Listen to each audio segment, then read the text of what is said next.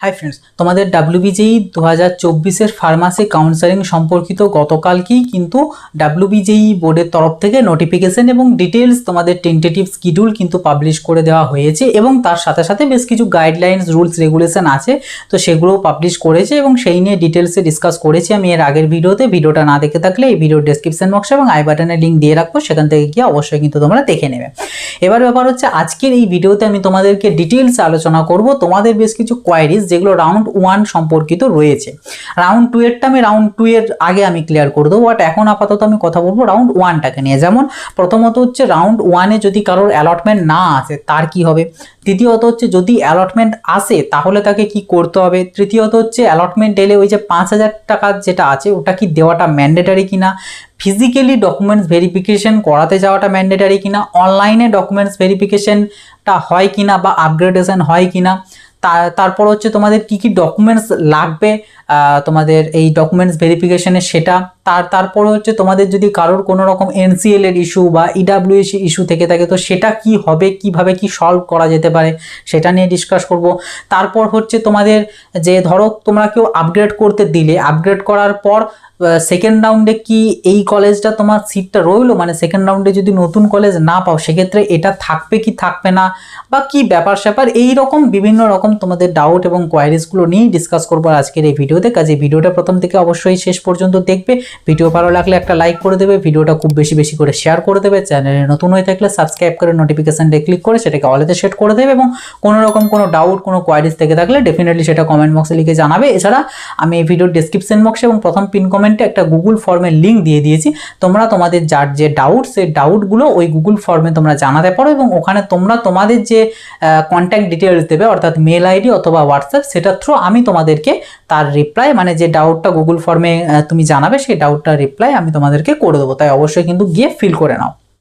তো দেখো এক এক করে যদি আমি প্রথমে বলি, তোমাদের প্রথমে হচ্ছে যদি কারোর এই যে রাউন্ড 1-এ যদি যেদিন রেজাল্ট আছে তোমরা জানো তোমাদের রাউন্ড 1-এর রেজাল্ট দেবে 25শে সেপ্টেম্বর। তো এই 25শে সেপ্টেম্বর তোমরা যখন চেক করতে যাবে তোমাদের রেজাল্ট, যদি কারোর ওখানে দেখায় যে নো অ্যালটমেন্ট, তো তখন সেই সমস্ত ক্যান্ডিডেটরা কি করবে, তো তাদেরকে কিচ্ছু করতে হবে না, তোমরা জাস্ট চুপচাপ বাড়িতে বসে থাকবে। তোমাদের যে রাউন্ড 2 এর যে ডেট আছে অর্থাৎ 30শে সেপ্টেম্বর, তো সেই 30শে সেপ্টেম্বর তোমরা চেক করবে তোমাদের নো অ্যালটমেন্টের থেকে কোনো কিছু কলেজ এলো কিনা, ঠিক আছে। মানে মেনলি যাদের নো অ্যালটমেন্ট আসবে অর্থাৎ রাউন্ড 1-এ কোনো সিট পাবে না তাদেরকে ওয়েট করতে হবে রাউন্ড 2 এর জন্য এবং তারা অটোমেটিক্যালি রাউন্ড 2-তে চলে যাবে, তাদেরকে কিচ্ছু করতে হবে না। নেক্সট এবার বলবো যাদের এই রাউন্ড 1-এ কোনো রকম কোনো একটা কলেজ আসবে, ঠিক আছে, মানে 25 তারিখে যে অ্যালটমেন্ট রেজাল্ট দেবে রাউন্ড 1-এ, সেখানে তোমরা যদি দেখো যে তোমাদের কোনো একটা কলেজ এসেছে, সেটা যে নাম্বারেই হোক না কেন, তুমি যে চয়েস ফিলিং করেছিলে চয়েস ফিলিংয়ের একদম লাস্টটা হোক, ফার্স্ট হোক বা মিডিলের যে কোনো একটা হোক, যেটাই হোক না কেন, যদি অ্যালটমেন্ট আসে তো সেই ক্ষেত্রে তোমাদের যে 5,000 টাকা সিট অ্যাকসেপ্টেন্স যে ফি, এই ফিটা দেওয়াটা তোমাদের ম্যান্ডেটারি। ওকে, এই ফি দেওয়াটা তোমাদের ম্যান্ডেটারি। যদি কেউ না দেয় মানে অ্যালটমেন্ট পেয়েছে বাট ফিস দেয়নি, তাদের কি হবে, তাদের সিম্পলি তারা এক্সিট করে যাবে পুরো কাউন্সেলিং থেকে। এবার এক্সিট মানে শুধু যে রাউন্ড 1 থেকে বেরিয়ে গেল তা নয়, রাউন্ড 2 থেকেও বেরিয়ে যাবে, অর্থাৎ পুরো কাউন্সেলিং থেকে বাইরে বেরিয়ে যাবে। এই বছর তো ফার্মাসি কাউন্সেলিংয়ের কোনো মপ আপ হচ্ছে না, তো দুটোই রাউন্ড, তো পুরোপুরি দুটো রাউন্ড থেকে কিন্তু বেরিয়ে যাবে সেই ক্যান্ডিডেটটা। যদি কেউ এই যে 25 থেকে 28 পর্যন্ত যে ডেট আছে এই ডেটের মধ্যে যদি কেউ এই টাকাটা না দেয় সেই কিন্তু এক্সিট করে যাবে। ওকে, নেক্সট হচ্ছে তোমাদের এই যে 5,000 টাকাটা যে শুধু পেমেন্ট করলেই হবে কি না, সেটাতেও কিন্তু হবে না। পেমেন্ট করার পর তোমাদের এই ডেটের মধ্যে 25 থেকে 28শে সেপ্টেম্বরের মধ্যে তোমাদেরকে ফিজিক্যালি, ঠিক আছে, ফিজিক্যালি তোমাদেরকে ডকুমেন্টস ভেরিফিকেশন করাতে যেতে হবে।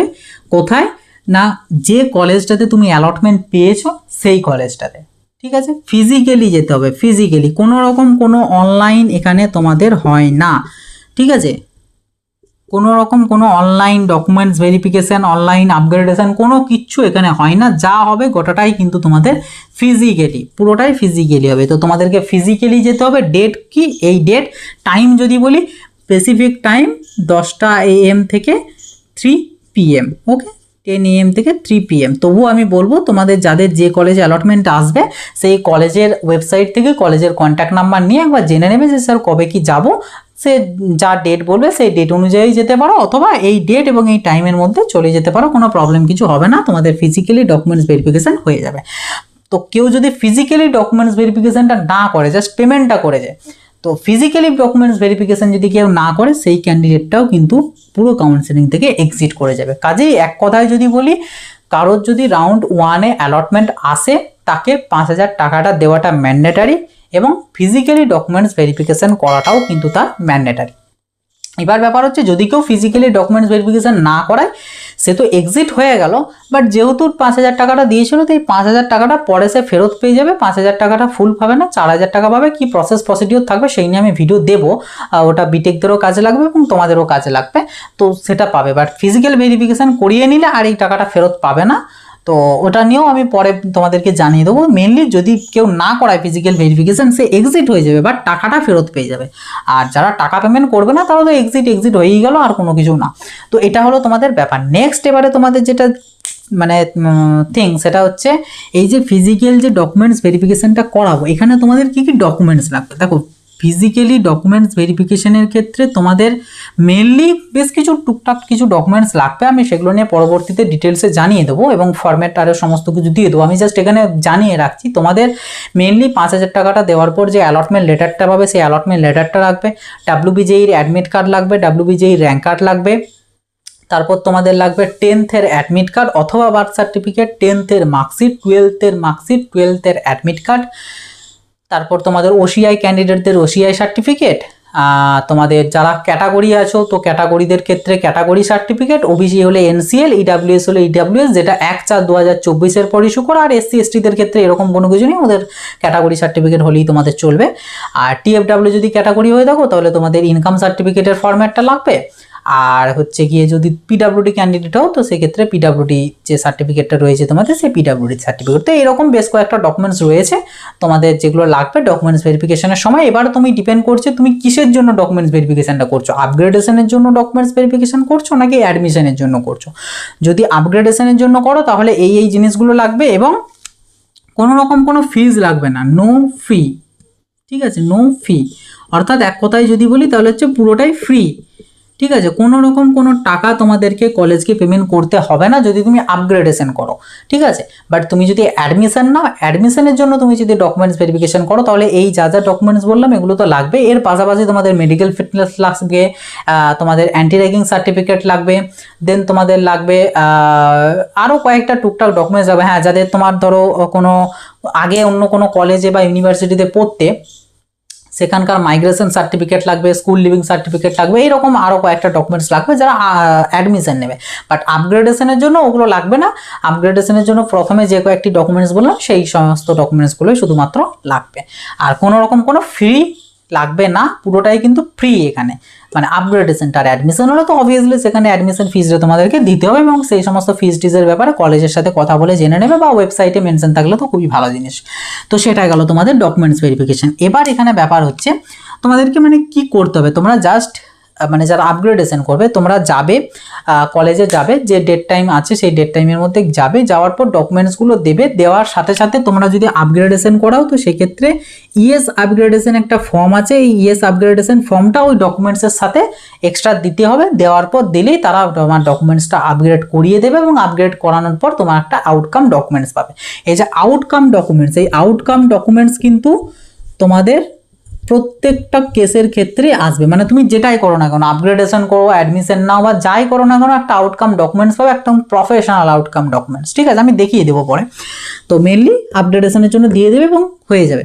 আর যারা অ্যাডমিশন নেবে, তাদেরকে নো আপগ্রেডেশনের একটা ফর্ম আছে, সেই ফর্মটা তোমাদেরকে দিতে হবে ওই ডকুমেন্টসের সাথে সাথে, এবং তারপর অ্যাডমিশন ফিজ দিয়ে অ্যাডমিশন নিয়ে নিতে হবে। তো মেনলি হচ্ছে এটা হচ্ছে প্রসিডিওর। এবার ব্যাপার হচ্ছে এখানে তোমাদের মেন যেটা ম্যাক্সিমাম অফ দ্য ক্যান্ডিডেট বা অনেক ক্যান্ডিডেটের যেটা মানে প্রবলেম আছে বা হবে, সেটা হচ্ছে ওবিসিদের ক্ষেত্রে এনসিএল সার্টিফিকেট, এবং ইডাব্লিউএসদের ক্ষেত্রে ইডাব্লিউএস সার্টিফিকেট। এসসি এসটিদের হয়তো অতটাও ইস্যু হবে না, বাট ওবিসি এবং ইডাব্লিউএস এদের ক্ষেত্রে মেনলি প্রবলেম হবে। তো তোমার যদি ওবিসি এ হও বা ওবিসি বি, তুমি যে ক্যান্ডিডেটই হও না কেন, তোমার কিন্তু এনসিএল সার্টিফিকেট মাস্ট, এনসিএল তোমার লাগবেই লাগবে, ঠিক আছে। এনসিএল তোমার লাগবেই লাগবে, তুমি যে ক্যাটাগরি হও না কেন। এবং এই এনসিএলটা শুধু লাগবে না, এনসিএলটা যেন ইস্যু করা হয় 1 1/4/2024 পর, ঠিক আছে, 1/4/2024 পরে যেন ইস্যু হওয়া থাকে। মানে কেউ যদি ইঞ্জিনিয়ারিংয়ের জন্য বা আদার্স কোনো এক্সামিনেশনের জন্য জেন পাস বা অন্যান্য কোনো কিছুর জন্য এনসিএল হয়তো ইস্যু করিয়েছিলে যার ডেট আছে এটার পর, তো সেটাই কিন্তু তোমার ভ্যালিড, এখানে কোনো অসুবিধা কিছু নেই। বাট যদি এর আগের হয়ে থাকে, মানে 31 তারিখেরও যদি হয়ে থাকে, 31/3/2024 যদি হয়ে থাকে, সেটাও কিন্তু তোমাদের এখানে ইনভ্যালিড। 1/4/2024 পরেরই তোমাদের সার্টিফিকেট লাগবে। আর যাদের ওবিসি যে সার্টিফিকেটটা তোমাদের, সেইটা যদি এর ডেটের পরে ইস্যু হওয়া হয় তাহলে তোমাদের এনসিএল না দিলেও চলবে, ঠিক আছে। মানে মেন কথা হচ্ছে ম্যাক্সিমাম অফ দ্য ক্যান্ডিডেটেরই এনসিএল লাগবে, কারণ ম্যাক্সিমাম ক্যান্ডিডেটেরই এর পরে ইস্যু হওয়া ওবিসি নেই, তার আগেই। তো যাই হোক না কেন, মেন কন্ডিশন হচ্ছে এই ডেট। এবং ইডাব্লিউএস যে ক্যান্ডিডেট, ইডাব্লিউএস ক্যান্ডিডেটদের ক্ষেত্রেও কিন্তু সেম জিনিস, 1/4/2024 পরের ইস্যু হওয়া যেন ইডাব্লিউএস সার্টিফিকেট হয়।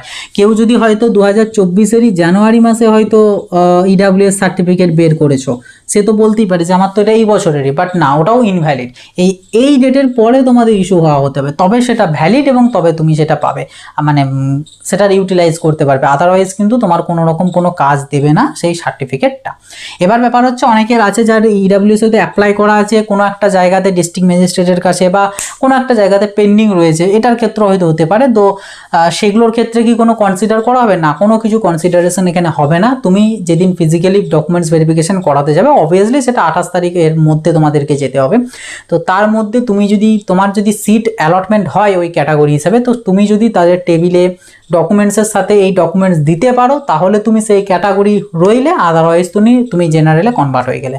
এখানে ওই অমুক জায়গায় অ্যাপ্লাই আছে, তুমুক জায়গায় আছে, পেন্ডিং আছে, এই সকল কোনো কিছু চলবে না। তাদের দিতে পারলে তুমি ক্যাটাগরি সার্টিফিকেট দিতে পারলে তুমি ক্যাটাগরি হিসাবে মানে রইলে, এবং তা না হলে জেনারেলে কনভার্ট হয়ে গেলে। এবার এখানে ব্যাপার হচ্ছে, তোমাদের অ্যালটেড একটা, তোমরা যখন 5,000 টাকাটা পেমেন্ট করবে, তোমাদের ওখানে দেখবে একটা অ্যালটেড ক্যাটাগরি বলে একটা অপশানস থাকবে, অ্যালটেড ক্যাটাগরি, ঠিক আছে। এবার এটা এখানে হচ্ছে তোমরা যে ক্যাটাগরি হও না কেন, OBC A, OBC B, SC, ST, EWS, PWD, যে ক্যাটাগরি হও না কেন, তোমাদের এখানে যে অ্যালটেড ক্যাটাগরি, এই অ্যালটেড ক্যাটাগরি কিন্তু তোমাদের 2-3 রকম আসতে পারে। আবার যাদের তো টিএফডাব্লিউ ইএস আছে, মানে টিএফডাব্লিউ আছে, তাদের তো আবার 3 রকমভাবে আসতে পারে। মানে হয়তো দেখা গেল ক্যান্ডিডেটটা এসসি এবং টিএফডাব্লিউ আছে, তার 3 রকম এখানে আসতে পারে। হয় আসতে পারে ওপেন, ঠিক আছে, ওপেন, তা না হলে আসতে পারে তোমাদের নিজেদের ক্যাটাগরিটা, তা না হলে আসতে পারে তোমাদের টিএফডাব্লিউ, ঠিক আছে। 3টে ক্যাটাগরি। আর যাদের টিএফডাব্লিউ নেই তাদের এই দুটো কেস হবে,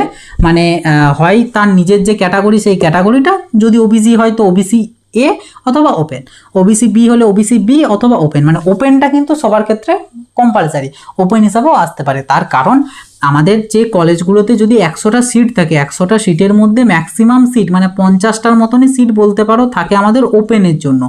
বাকি যে 50টা সিট এটা ডিস্ট্রিবিউট করা থাকে এই সমস্ত ক্যাটাগরির মধ্যে। এবার তুমি যে ক্যাটাগরি, বাট তোমার র্যাঙ্ক খুবই ভালো, তো তোমার সেক্ষেত্রে তোমার জন্য যে রিজার্ভেশন যে ছিল সেটার থেকে হয়তো নাও অ্যালটমেন্ট পেতে পারো, তুমি এই 50টার মধ্যে পেতে পারো। তো সেক্ষেত্রে অবভিয়াসলি তোমার এখানে ওপেন লেখা থাকবে, তো এটা কোনো প্রবলেম কিছু নেই।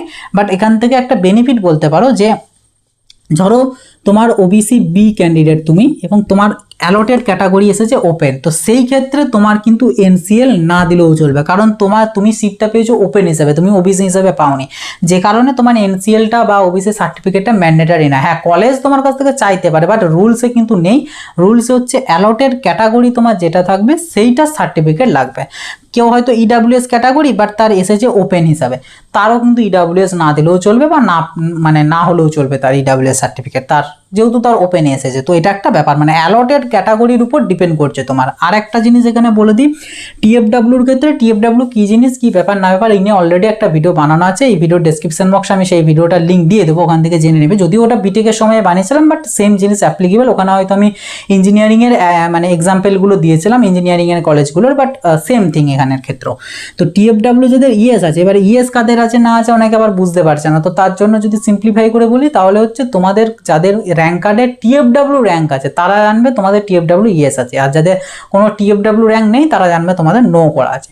তো যাদের ইএস করা আছে, তোমাদের যে চয়েস ফিলিং তোমরা যখন করবে সেই চয়েস ফিলিংয়ের সময় ওখানে তোমরা দেখতে পাবে তোমাদের দুটো অপশানস থাকবে, ঠিক আছে, এক একটা কলেজের, মানে যে কলেজের আর কি টিএফডাব্লিউ ফেসিলিটি আছে সেই কলেজে দুটো অপশান পাবে। ধরো আমি যদি একটা এক্সাম্পল নিই, যে হয়তো এনএসএইচএম এর আমি এক্সাম্পল নিলাম, ঠিক আছে, এনএসএইচএম, ঠিক আছে, তোমরা দেখতে পাবে এনএসএইচএম কলেজ লেখা রয়েছে, তার হাইফেন দিয়ে লেখা রয়েছে বি ফার্ম বা বি ফার্ম ফার্মাসিউটিক্যাল টেকনোলজি লেখা রয়েছে, আরেকটা থাকবে দেখবে এনএসএইচএম এই সেম জিনিস লেখা থাকবে বি ফার্ম ব্র্যাকেটে লেখা থাকবে টিএফডাব্লিউ।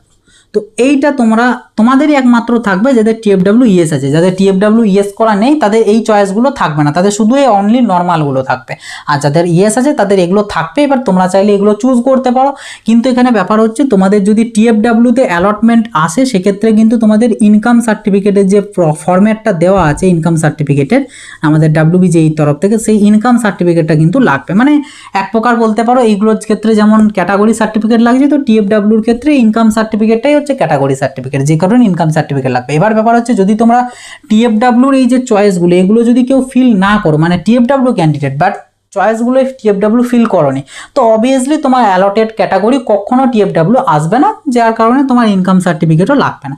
বাট তুমি যদি টিএফডাব্লিউ এবং জেনারেল বোথ চুজ করে করে রাখো, তো সেক্ষেত্রে অবভিয়াসলি তোমার একটা পসিবিলিটি থাকবে টিএফডাব্লিউরও চলে আসার, এবং যদি আসে সেক্ষেত্রে তোমার ইনকাম সার্টিফিকেট কিন্তু লাগবে। তো এটা হচ্ছে আর কি মেন ব্যাপার। এবার তোমাদেরকে বলি যে এই যে ক্যাটাগরি সার্টিফিকেট ধরো মেনলি ওবিসিদের ক্ষেত্রে আর ইডাব্লিউএসদের ক্ষেত্রেই হবে, আর টিএফডাব্লিউটাও অ্যাজ ওয়েল এজ অ্যাপ্লিকেবল তোমাদের হবে।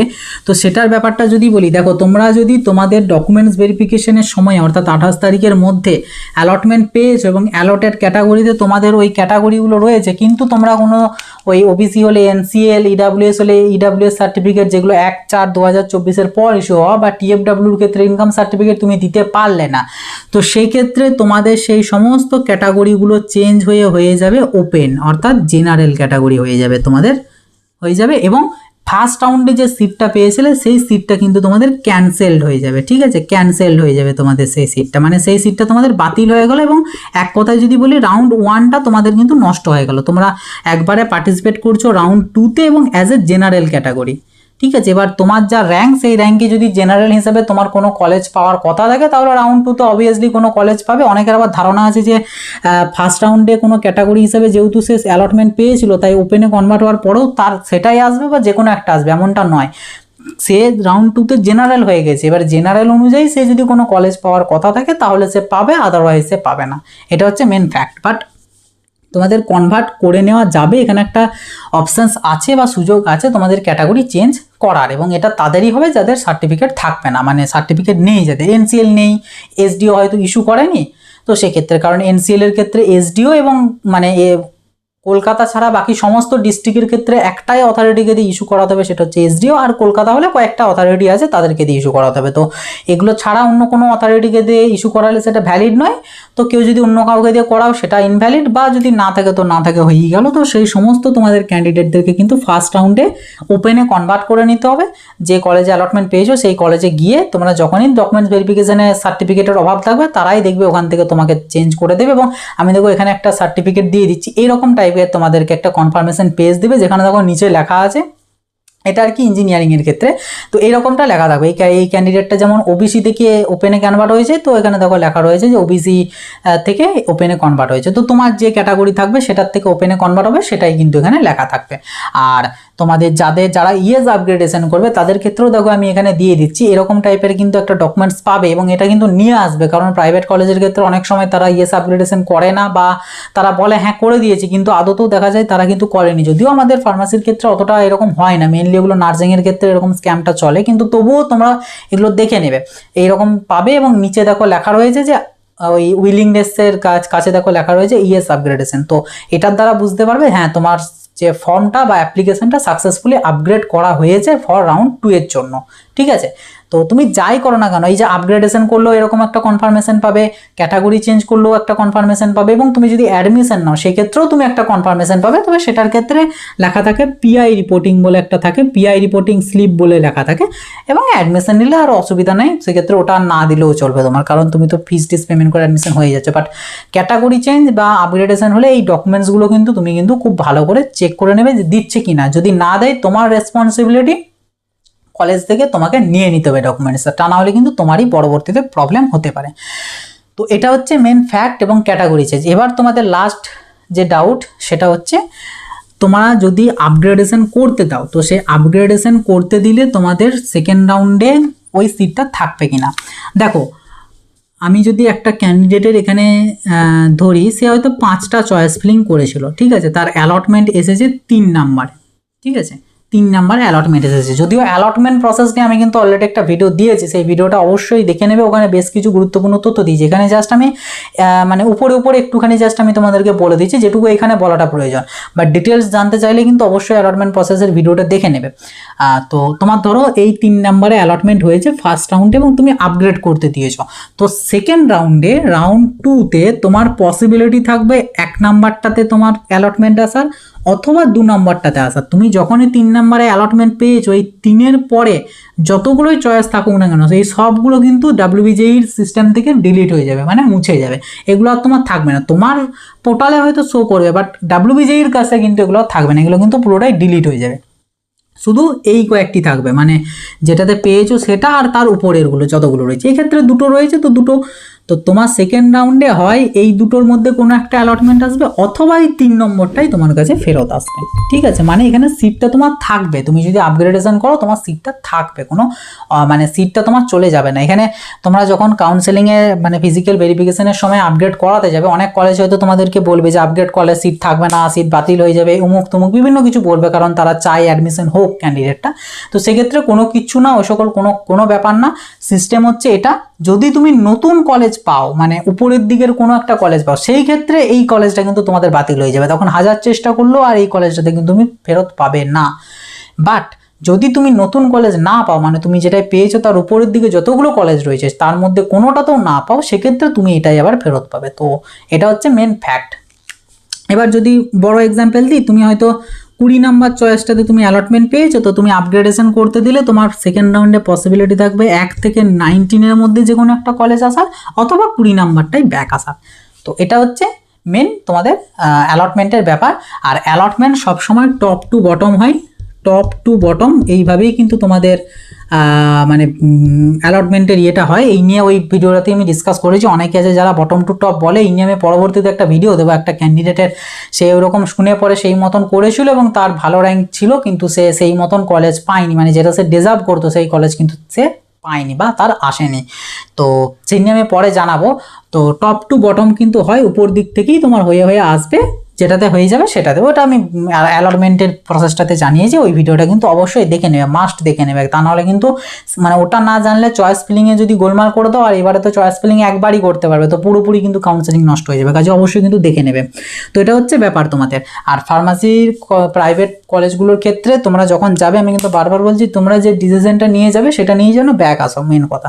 কারণ ওখানে অনেকে যায় আপগ্রেডেশন করাবো বাট ফেরত আসে, বাড়ি আসে অ্যাডমিশন হয়ে, তো এই জিনিসটা যেন না হয়। কারণ ওখানে বিভিন্ন রকম কথা কিন্তু বলবে, এমন কথা বলবে যেগুলো ভয় পাওয়ার মতন, বাট রুলস এই যেমন এটা যেমন বলে যে তুমি তোমার সিটটা পাবে না, তুমি কিন্তু ক্যান্সেল হয়ে গেলে তুমি সেকেন্ড রাউন্ডে আর কোনো কলেজ নাও পেতে পারো, এই সকল অনেক কিছু বলবে। তো ওই সকল কোনো ব্যাপার কিচ্ছু না, নতুন কলেজ পেলে পুরোনোটা আর ফেরত পাবে না, এই দিক দিয়ে ওরা সঠিক বলছে যে অ্যাডমিশন তোমার সিটটা ক্যান্সেলড যদি নতুন কলেজ পাও।